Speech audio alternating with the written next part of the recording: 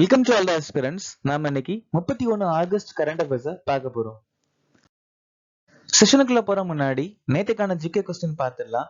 கனகூர் மற்றும் ஜாரி எந்த மாநிலத்தின் நடனம்? ராஜஸ்தான். யாக்ஷம் மற்றும் சூஃபாத் எந்த மாநிலத்தின் நடனம்? சிக்கிம். லம்பாடி மற்றும் தோலு பொம்மலாத்தா எந்த மாநிலத்தின் நடனம்? தெலுங்கானா. வாங்காலா மற்றும் கஜன் எந்த மாநிலத்தின் நடனம்?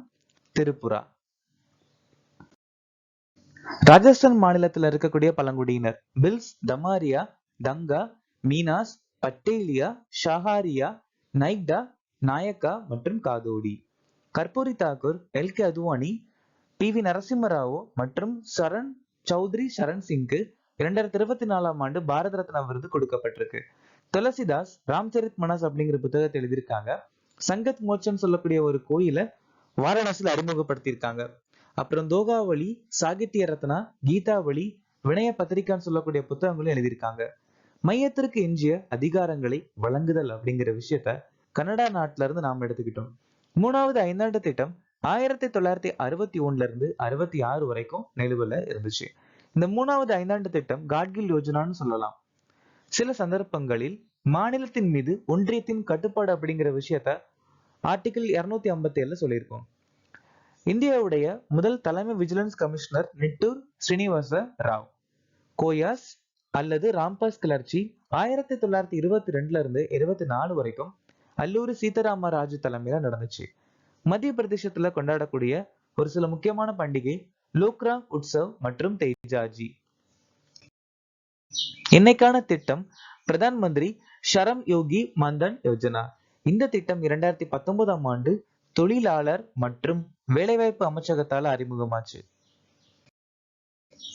பிஎஸ்எஃப் உடைய டைரக்டர் ஜெனரலாக நியமிக்கப்பட்டவர் யார்? தல்ஜித் சிங் சௌத்ரி.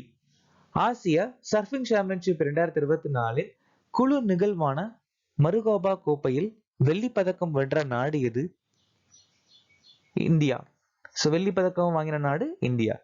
கிளிமஞ்சோரோ மலையை ஏறிய இளம் ஆசியர் யார்? தேக்பீர் சிங். ஆசிய அண்டர் 15 ஜூனியர் பேட்மிண்டன் சாம்பியன்ஷிப் 2024 பெண்கள் ஒற்றையர் பட்டத்தை வென்றவர் யார்? தன்வி பத்ரி. ரயில்வே வாரியத்தின் தலைவர் மற்றும் தலைமை நிர்வாக அதிகாரியாக நியமிக்கப்பட்டவர் யார்? Satish Kumar. Rajendra Prasad national high speed railway corporation limited உடைய தலைவர். Sanjay Kumar RailTel corporation of India உடைய தலைவர். Manoj Yadava railway protection force உடைய தலைவர்.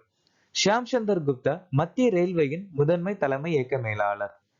சஞ்சய் குமார் ஜெயின் ஐஆர்சிடிசி உடைய தலைவர். தெற்கு ரயில்வேயின் முதல் பெண் TTE Sindhu Ganapathi. 2024 South Asian Football Federation under 20 சாம்பியன்ஷிப்பை வென்ற நாடு எது? பங்களாதேஷ். உருகுவே நாடு ஃபிஃபா அண்டர் 20 உலகக்கோப்பை 2023 ஜெயிச்சிருக்காங்க. ஸ்பெயின் நாடு ஃபிஃபா மகளிர் உலகக்கோப்பை 2023 ஜெயிச்சிருக்காங்க. முகமதன் எஸ்சி கல்கத்தா கால்பந்து லீக் 2023 ஜெயிச்சிருக்காங்க.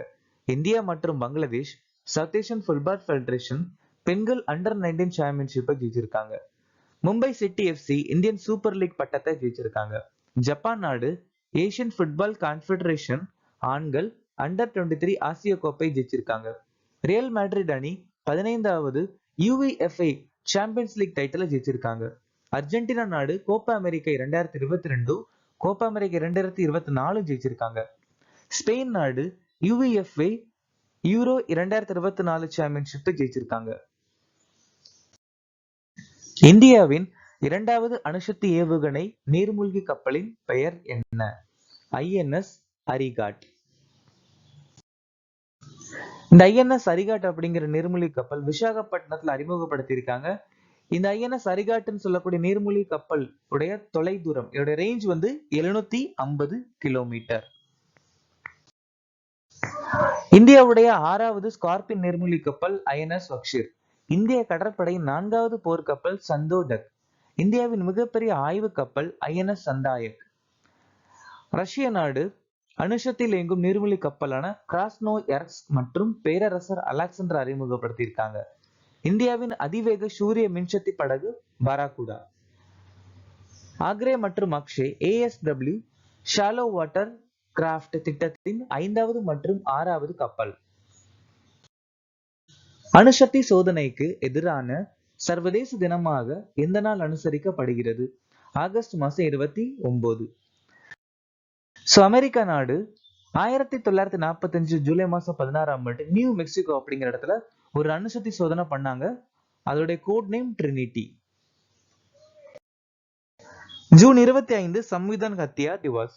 ஜூலை 22 இந்தியாவின் தேசிய கொடி தினம். ஜூலை 26 கார்கில் விஜய் திவாஸ். ஜூலை 29 சர்வதேச புலிகள் தினம்.